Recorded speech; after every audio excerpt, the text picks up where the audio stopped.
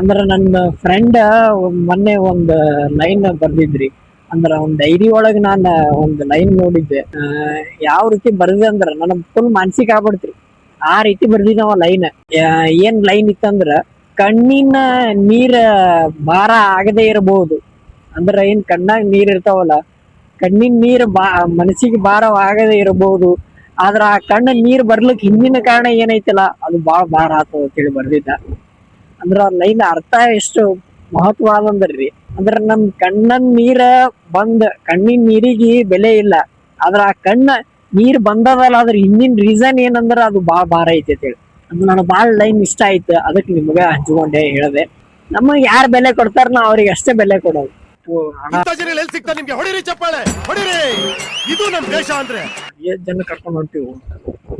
ಒಬ್ರ ಇಬ್ರ 4-5 ಜನ ಕರ್ಕೊಂಡ್ ಹೊಂಟಾನ್ರಿ ಅವ್ನು. ನಾವ್ ನೋಡಿ ಸ್ಕೂಟಿ ಹೋಗಿದ್ದ ರಾಂಗ್ ರೂಟ್ ಹಿಂಗೆ ಬರ್ತೀಯಲ್ಲ ತಮ್ಮ. ದೇವ್ರ ನಿನ್ಗೆ ಒಳ್ಳೇದ್ ಮಾಡ್ತದ. ನಿನ್ ಜನ್ಮಕ್ಕೆ ಹೋಗು. ಇವರು ಬೋರ್ಡ್ ಮೇಲೆ ಹಾಕಿರ್ತಾರ,